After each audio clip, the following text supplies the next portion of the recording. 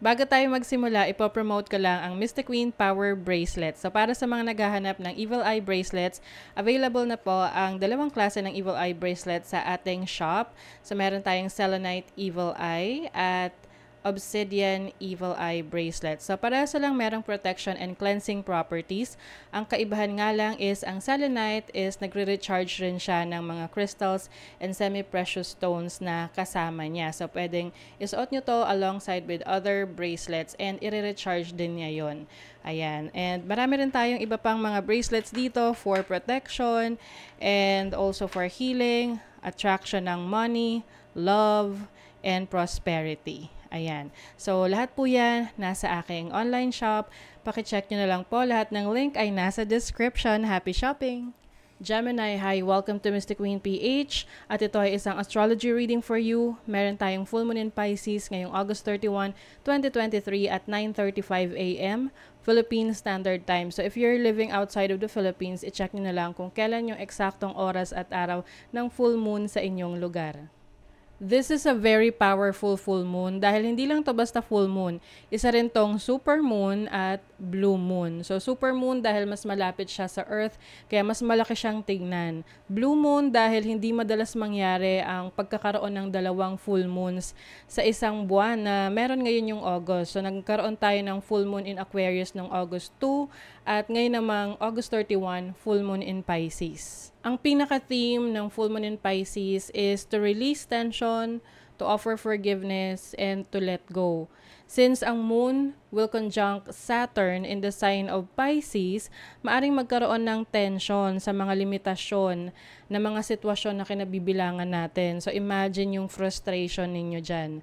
So the sun is also in Virgo, which is opposing the moon in Pisces. Kaya yung creativity, yung mga dreams, emotions natin, ginaground yan ng energy ng sun in Virgo, which is being analytical and structured. So Saturn is also giving us lessons on how to handle responsibilities at yung mga consequences ng mga actions natin in the past. Pisces is the last sign of the zodiac, kaya its energy is to release and to surrender. And then Mercury is also in retrograde in the sign of Virgo, kaya maaring may mga misunderstanding, miscommunication that will lead to endings. Kaya it's time to rethink, reassess, and i-review nyo muna yung mga bagay na hindi na nakakatulong sa inyong growth. And any toxic situation will be released in this lunation. This may resonate for Gemini Sun or Moon, especially Gemini Rising. So for you, Gemini, ang full moon ay mangyayari sa inyong 10th house of your career, your achievement, your status, your legacy, your reputation. So maaring meron kang mga aayusin sa trabaho mo or sa career mo, i-reassess mo kung masaya ka pa ba sa situation mo sa career mo, or meron ka pang ibang gustong i-pursue sa buhay. Oo. Or minsan kasi parang nagiging overwork na tayo na focus sa career at nakakalimutan na natin yung creativity na lalo na kung yung trabaho ninyo is routinary na paulit-ulit. May mga pagkakataon na nabu-burned out ka kasi parang ang daming stress, ang daming demands. So, maaring ngayon, may isip nyo, gusto ko pa bang magstay sa trabaho na to? Or may explore na akong ibang opportunity. So, actually, meron kayong opportunity ngayon na i-explore yung pagtatrabaho at the comfort of your home. Especially if you are working outside of your house. Yung, yung office job, corporate world. Ngayon kasi open na rin yung home base, no, yung work from home na setup. So yung iba sa inyo, maaring i-reconsider nyo yung work from home setup, pero syempre iniisip nyo pa rin kung magiging effective ba yan sa situation nyo o hindi. So meron kayong opportunity ngayon na baguhin yung mindset ninyo. Kasi merong positive aspect yung moon sa Jupiter, which is in your 12th house. nasa Taurus siya. So, Taurus is about fixed. It's a fixed sign. Mas practical, mas realistic. Maaring meron kang mga ideas, no, na may isip para lalo mong mapaunlad yung iyong career, yung finances mo sa pamamagitan ng pagnenegosyo, kasi meron din siyang positive aspects sa iyong 8th house of other people's money, investment, and business. So, yung iba, maaring may mag-open up na opportunity for you to invest on stock market, pwedeng sa crypto, pwede rin sa real estate, no? So, kung ano-ano pang mga assets na pwede kayong mag-invest para naman hindi kayo masyado ma-burned out ng sa trabaho nyo dahil meron pa kayong ibang iisipin or parang meron pa kayong source of inspiration na mas malilibang kayo. And syempre, pwede nyo rin niyang gawing parang long-term plan na after retirement, so dito na kayo magpo-focus sa investment ninyo or bibigyan nyo lang ng certain timeline yung career ninyo na hanggang dito, tapos pag na-achieve nyo na yung gusto nyo, saka kayo magpo-focus sa business. But I see some of you na magta-transition ng trabaho. Pwedeng work from home, from a corporate world going to work from home setup. So, meron tong challenging aspect sa yung 3rd house, which is yung short distance travel and learning. So, maaring mag-create ng frustration sa inyo, lalo na kung meron kayong kailangang pag-aralan pa. Bagong knowledge, bagong skill, para mas mapaunlad nyo yung sarili nyo.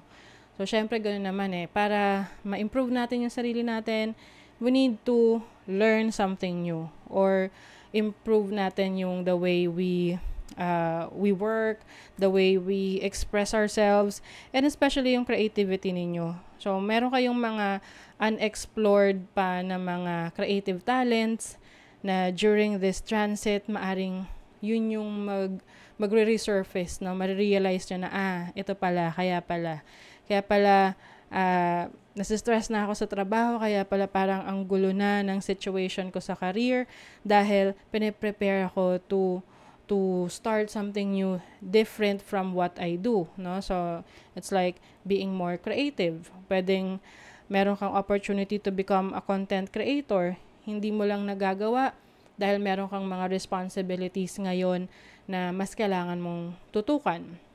But for some of you, kakaroon kayo ng realization kung ano na talaga yung gusto nyong subukan moving forward. Kung ano na yung landas na gusto nyong tahakin moving forward. So, you have the moon. Ayan, no? Yung iba sa inyo talagang parang, may worries, no? Nag-aalala kayo. Lalo na kung sanay kayo na nagtatrabaho kayo sa ibang lugar. Yung araw-araw na routine, umaalis ng bahay, magtatrabaho, uuwi, ganon. And yung stability ng pagkakaroon ng trabaho. So, I think yung iba sa inyo nag-aalala na baka pag umalis kayo sa trabaho na yan at nag-explore kayo ng pag-business, baka hindi maging successful.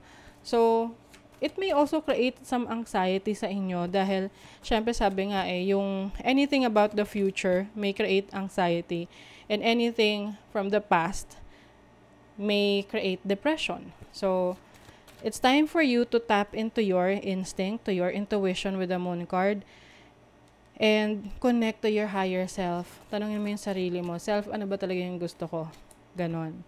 You have the 9 of Swords. O yung iba sa inyo nag-overthink, nag-overanalyze, and I think anytime soon, you will gain clarity from this situation.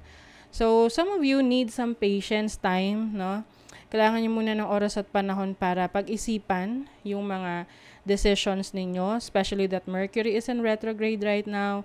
Baka naman yung iba bugso lang ng damdamin, baka meron lang kayong naging problema ng iyong boss or ng katrabaho mo or anyone na superior sa'yo, no? Anyone, a person in authority sa career mo, sa trabaho mo, kaya parang ayaw mo na, 'di ba? So, i-consider mo rin yung mga decisions mo. Tingnan mo talaga, find it deep within your heart, your desires. So, this is your, diba, yung priorities mo. Ito yung self-care mo. Priorities. The quality of your life is determined by how you spend your time.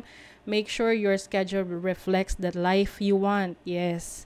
So, dapat in alignment yung ginagawa mo sa priorities mo. Feelings. Healing begins with feeling. Be gentle with yourself and tender with your heart. Yes. Don't be too hard on yourself. May mga bagay na kailangan mo rin na you have to congratulate yourself sa mga achievements, 'di ba? Be proud of yourself. So, that is your reading, Gemini. Kung nagustuhan niyo 'to, naka-resonate kayo, mag-comment kayo dyan. Like, share, subscribe para lagi kayong updated sa ating mga readings. Thank you so much, Gemini. See you again.